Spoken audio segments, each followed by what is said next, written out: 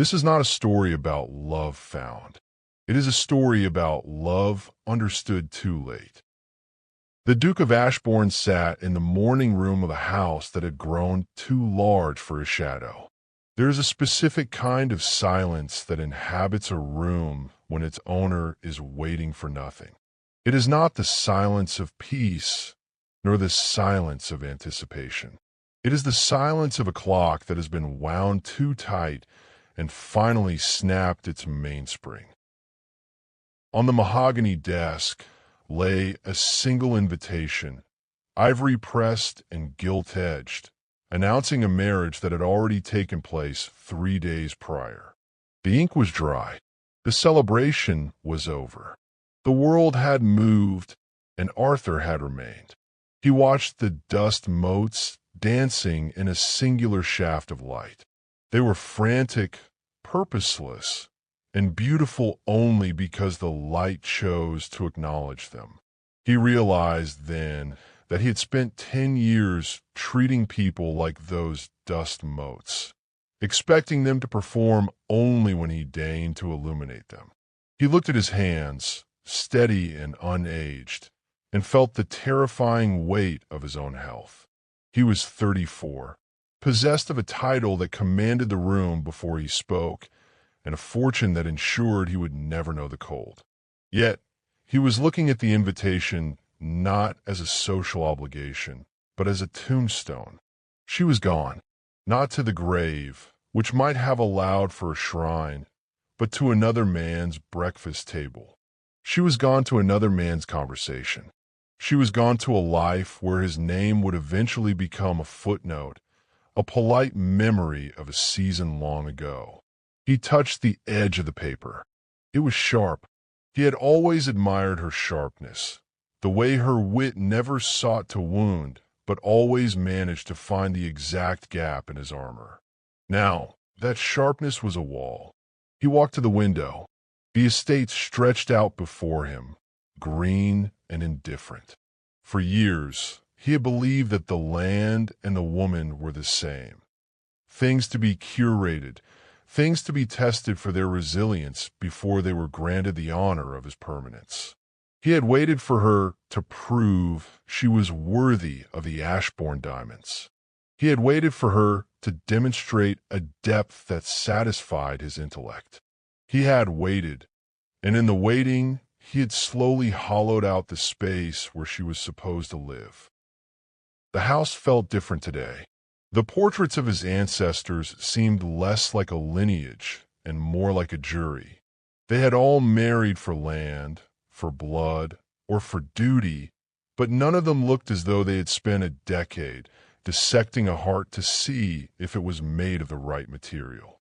He realized that the emptiness of the hallways was not a lack of people, but a lack of resonance. His voice, if he were to speak, would hit the walls and fall flat. There was no one left to catch the subtext. There was no one left who understood that his silence was a question. He looked back at the desk. The invitation remained. It was a small piece of cardstock, but it outweighed the entire library.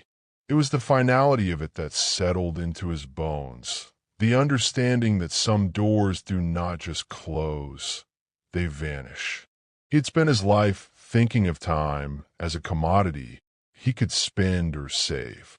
He saw now that time was a river, and he had been standing on the bank, critiquing the current until the water ran dry. When Julianne first entered the circles of the ton, Arthur had seen her as a riddle to be solved rather than a person to be known. He remembered the way she moved through a ballroom, not with the desperate grace of a debutante, but with the steady rhythm of someone who knew her own mind.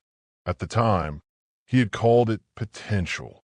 He had looked at her and seen a rough diamond that required his specific friction to shine. He misinterpreted her patience for passivity. When he withdrew his attention for months at a time, testing whether she would pine or pursue him, her quiet composure felt to him like a lack of fire. He thought she was waiting for him to lead. He did not realize she was waiting for him to be real. Every time he offered her a cold, intellectual challenge instead of an honest emotion, and she met it with a calm smile, he took it as a sign that she was not yet ready for the depth of his devotion. He told himself he was being careful. He told himself he was protecting the legacy of his house by ensuring the woman who shared it was unshakable. He remembered a night at the opera 3 years into their acquaintance. The music had been a visceral, aching thing. He had looked at her, searching for a tear, searching for a crack in her porcelain exterior. She sat perfectly still, her eyes fixed on the stage. He took her stillness for indifference. He decided then that she was too shallow for the heights of his own inner life. He spent the next year treating her with a polite, distant condescension, waiting for her to break, waiting for her to demand more of him. He thought that by withholding himself, he was teaching her the value of what he had to offer. Julianne, meanwhile, had been reading his distance as a verdict. She saw his tests not as a path to his heart, but as proof that he did not have one. When he stayed away, she did not think he was contemplating her worth. She thought he was confirming her insignificance. When he spoke to her in riddles and intellectual traps, she did not see a man seeking a partner. She saw a man seeking a subordinate. Her patience was not passivity. It was the slow, agonizing process of mourning a man who was standing right in front of her. He had misinterpreted her silence as a void, when in fact it was a fortress. She was protecting herself from the very coldness he was using to measure her. Every time he stepped back to observe her, she moved a step away to survive him. They were two people walking in the same direction, but while he thought they were approaching a union, she was realizing they were on parallel tracks that would never touch. He recalled the way she looked at him during their last walk in Hyde Park. She had asked him what he sought in a wife. He had given her a lecture on the duties of a duchess, on the intellectual rigors of his station, on the necessity of a tempered spirit. He thought he was being profound. He thought he was offering her a challenge she would strive to meet. He did not see the way the light left her eyes. He did not see that she was not looking for a throne, but for a home. He misinterpreted her "I understand" as an agreement to his terms. In reality, it was the sound of a woman finally understanding that she was alone. He had built a labyrinth and expected her to find her way to the center to prove her love. He never considered that she might simply look at the maze and decide it wasn't worth the walk. He had confused his own complexity with his value. He thought that because he was difficult to please, his pleasure was a prize. He never realized that to her, his pleasure was a burden she was no longer willing to carry.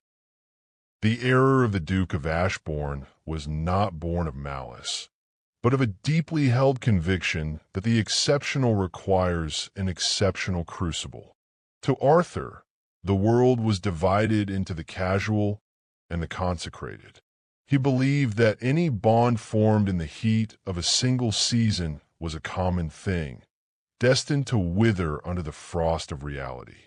He looked upon the hasty marriages of his peers, built on the shifting sands of physical attraction or social convenience, with a quiet, detached pity.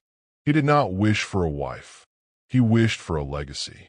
And a legacy, by his definition, demanded a terrifying degree of certainty. His philosophy was the architecture of the void. He believed that the true measure of a person was not found in what they did when they were being watched, but in how they occupied the space when they were ignored. He intentionally created silences to see if she would fill them with desperate chatter or if she possessed the internal gravity to sit comfortably within the vacuum. He withdrew his presence not to be cruel, but because he believed that if her affection was rooted in the eternal, it would not require the constant, nervous watering of daily attention. He thought he was offering her the highest form of respect, the assumption that she was as self-sufficient as he was. This way of thinking was a byproduct of a life where everything of value had been curated over centuries. The Ashbourne libraries were not filled with the popular novels of the day, but with vellum-bound thoughts that had survived the scrutiny of 1,000 years. He applied this same geological timescale to his courtship. He told himself that if he and Julianne were truly meant to be the pillars of a house, they must first prove they could stand alone in the dark. He saw his distance as a sophisticated form of patience. He was waiting for her to reach a state of permanence that matched the stone of his estate. He believed that beauty was a deceptive surface, a trick of the light that could lead a man to ruin if he was not careful. Therefore, he felt a moral obligation to look past the surface. He felt that by testing Julianne's resilience, by challenging her intellect, and by withholding his hand, he was protecting both of them from the inevitable decay of a shallow passion. He saw himself as a gardener who pruned a rose to its very limits, convinced that the resulting bloom will be stronger for the trauma. He did not realize that a rose is not a stone. It does not grow stronger through neglect. It simply learns how to die. There was a quiet arrogance in his belief that he was the only one qualified to set the terms of the trial. He assumed his vantage point was objective. He believed that because he felt no urgency, urgency itself was a sign of weakness. He watched Julianne navigate the social traps he laid for her with a sense of pride, as if she were a student excelling in a curriculum only he was enlightened enough to teach. He told himself that when the time finally came, when she had been sufficiently tempered, the revelation of his love would be all the more profound for its delay. He believed the yes he would eventually offer would be worth the decade of perhaps she was forced to endure. He failed to understand the philosophy of the living heart. He treated time as a static gallery where he could rearrange the exhibits at his leisure, never grasping that for Julianne, time was a thinning thread. His belief system required him to remain a spectator of his own life. He thought that by refusing to participate in the vulgar haste of romance, he was achieving a higher form of devotion. He did not see that his restraint was not a virtue, but a slow, polite strangulation. He was so busy ensuring the foundation was perfect that he never noticed the woman he intended to build upon had walked away from the construction site, looking for a place where she could simply breathe. The revelation did not arrive with the thunder of a discovery, but with the quiet, terminal settling of dust.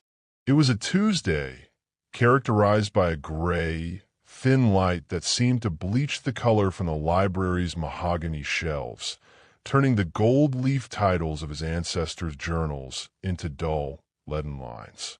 Arthur was engaged in the mechanical task of sorting the morning's correspondence, a ritual of order that usually provided him with a sense of control over a world he found increasingly chaotic. His fingers moved with practiced indifference, the steady rhythm of a man who expects nothing from the post but bills and social formalities, until they brushed against a letter from Lady Marbury. She was a woman whose gossip was as reliable as the tides and twice as cold, a chronicler of the very circles Arthur had once believed he dominated. The text was a casual, almost cruel inventory of the season's successes. Near the bottom, tucked between a mention of the opera and a critique of a new carriage, sat a single sentence. The union of Julianne and Thomas has brought a surprising warmth to the northern estates.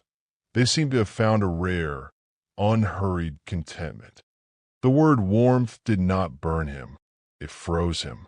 He looked at the ink, tracing the curve of Julianne's name, and realized that he had never once associated that word with her in his own mind. In his internal lexicon, he had associated her with resilience, composure, and potential. He had viewed her as a structural element of his future, a stone to be weighed for its load-bearing capacity and its aesthetic alignment with his own grim standards. It had never occurred to him that she possessed a warmth that could be given to anyone else, because he had spent 10 years treating her like a marble statue that only required his periodic, clinical inspection to remain upright. In that moment, the psychological architecture he had spent his adulthood constructing did not just crack. It vanished into a void of his own making. He realized that while he had been observing her from the high, cold towers of his own intellect, someone else had simply sat beside her on a garden bench. He had spent a decade analyzing the chemical composition of the water while she was dying of thirst in front of him. The depth he had been so desperate to find in her.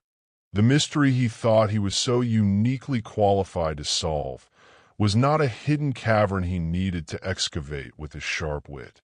It was a simple, radiant human capacity for connection that he had systematically stifled every time he walked into a room. He looked around the library, a room designed for the preservation of static thought, and saw it for what it truly was, a vacuum. He had prided himself on his ability to read subtext, to understand the hidden movements of the soul that others missed, yet had been blind to the most transparent truth of his life. Julianne had never been a riddle to be solved. She had been a person waiting to be seen. His tests had not been a path to intimacy, but a series of elaborate barriers he had built to protect himself from the terrifying vulnerability of being ordinary. He had wanted to be her judge because he was too afraid to be her equal. He remembered her face during their final encounter, the way her eyes had rested on him with a look of profound, exhausted clarity. He had interpreted it then as a sign that she was finally beginning to understand the weight of his expectations, that she was finally rising to meet the challenge of his companionship. He saw now that it was the look of a person who had finally seen the bottom of an empty well and decided to stop lowering the bucket. She hadn't been intimidated by his high standards. She had been bored by his cowardice. She had looked at the fortress of his life and realized there was no one actually living inside it. The revelation was the crushing weight of his own insignificance in her new world.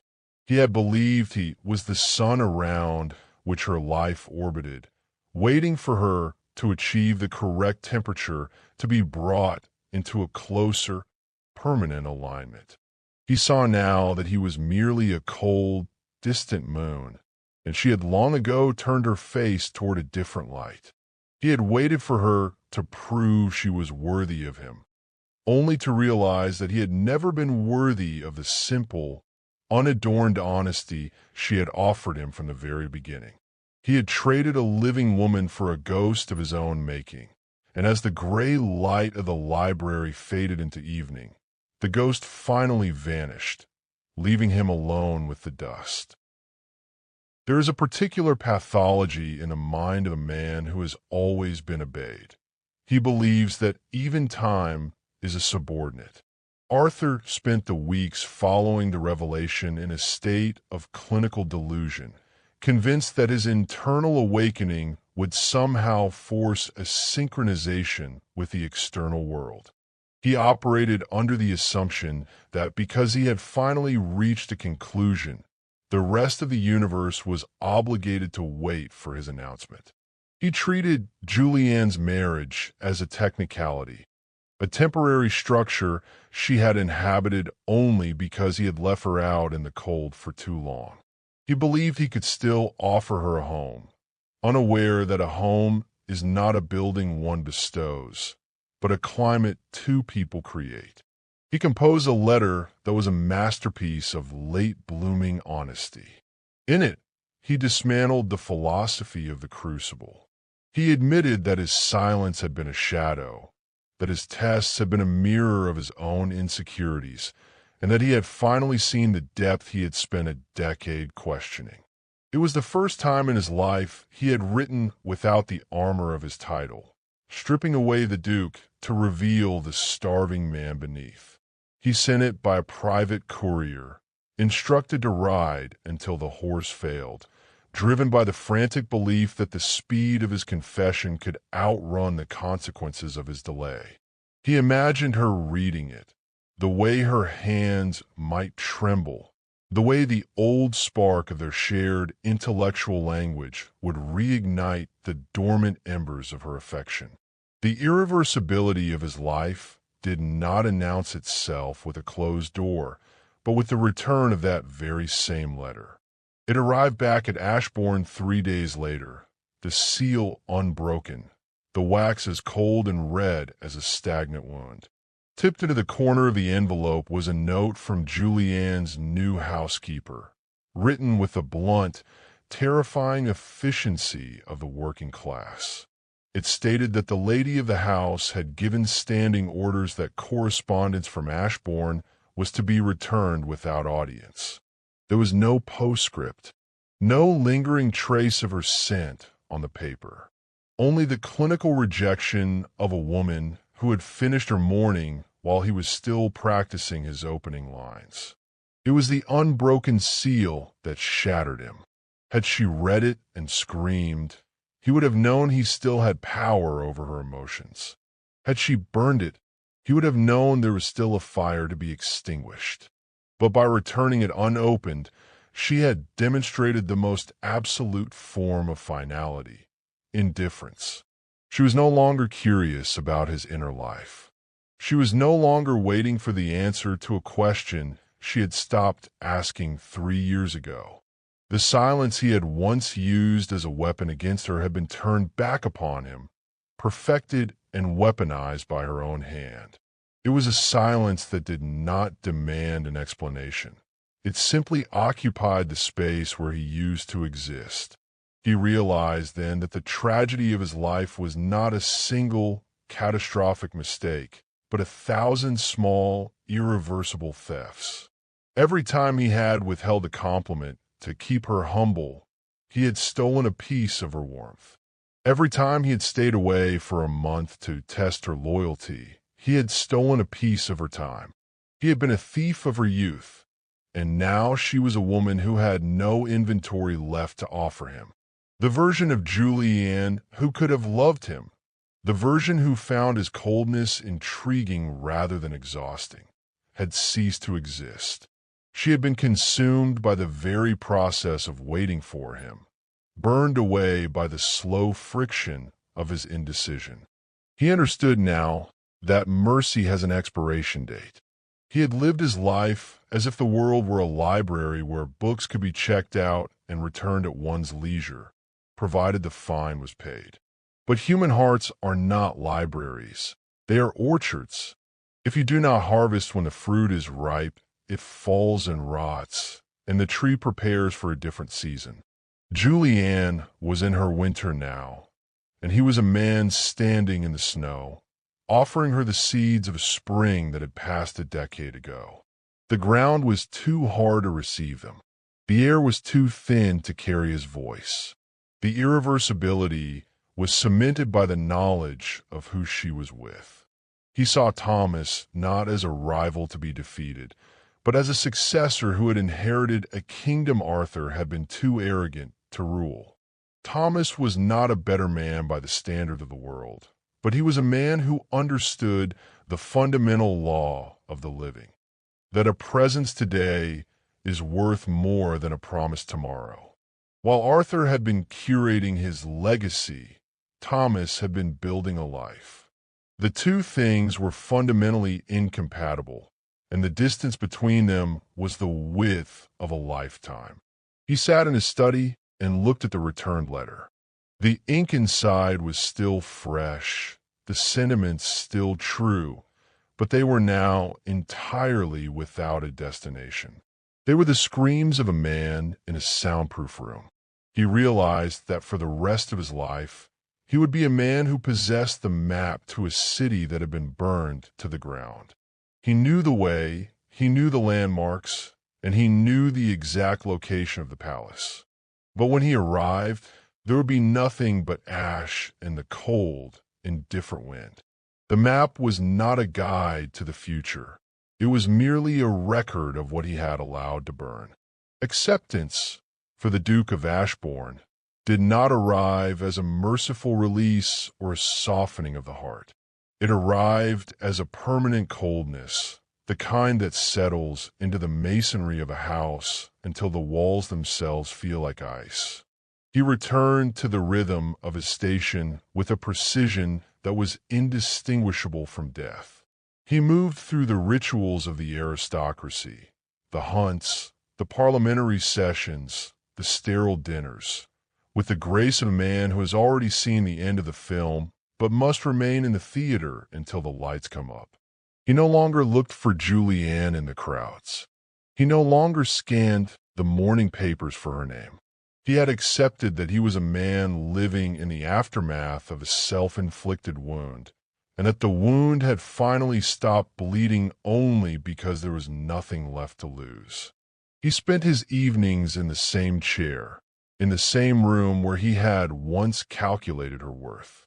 He realized now that his life was a closed system, a masterpiece of isolation that he had curated with terrifying success. He saw that his great mistake was the belief that wisdom could be gained through observation alone. He had tried to understand love without participating in it, just as a man might try to understand the ocean by staring at a map. He possessed the map, he knew the depths, he understood the currents, but he was bone dry. The density of his solitude was so thick it felt tangible, a physical weight that pressed against his chest every time he took a breath. He was the sovereign of a kingdom of dust, and he sat upon his throne with a posture that was perfect, rigid, and entirely hollow. The finality of his condition was underscored by a deep, quiet observation of the nature of regret. He saw that regret is not a sharp pain, but a dull, repetitive ache that becomes a part of one's identity. He was no longer Arthur, the man who might have loved Julianne. He was simply the Duke of Ashbourne, the man who had waited too long. This was his definition now. Every action he took was performed against the backdrop of that absence. He watched the younger generation with a detached, clinical interest, seeing his own arrogance mirrored in their eyes, yet he felt no urge to warn them.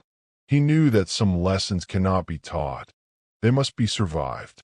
He accepted his role as a cautionary tale that would never be told, a ghost who still had to put on his boots every morning. He sat by the fireplace as the embers died down to a dull, glowing gray. He did not stir to stoke the flames. He simply watched the heat retreat, acknowledging the darkening room as his proper environment.